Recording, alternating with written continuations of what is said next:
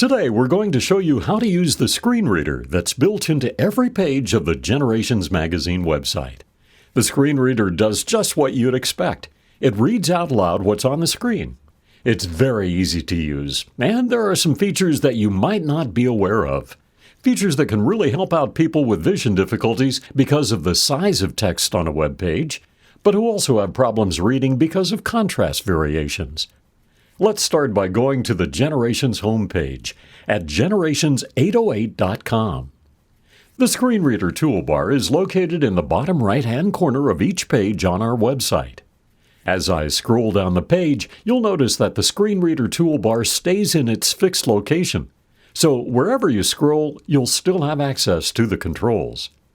Looking at the controls, you have, left to right, the volume control, the play button, the pause button, and a stop button. To the right of the stop button, there are 3 size buttons, allowing you to change the size of the text on that page. The first button increases the size of the font, the second makes it smaller, and the third resets to normal. To the right of that is a button that makes the text look odd, but it can actually help people with dyslexia problems. The 3 buttons to the right of that are contrast buttons. These can help people who suffer from various vision problems, including macular degeneration and some cataract problems. They change the contrast of the text as well as the background. Ever come upon a web page that's all white text on a black background that seems impossible to read? These contrast buttons can help. Now, to give it a spin. Let's navigate over to one of the stories in the magazine. There are 2 ways to read a page.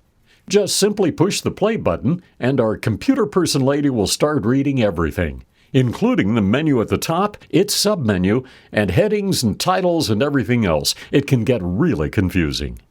The best way is to highlight what you want to hear. Let's do this paragraph.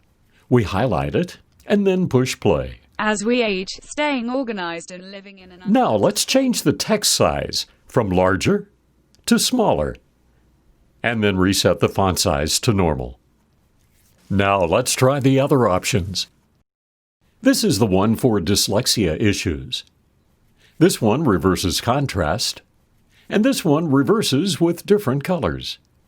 There are no right buttons to push. It all depends on what looks best to you. So that's it, our Generations 808 screen reader. Questions? Just send us an email at help@generations808.com.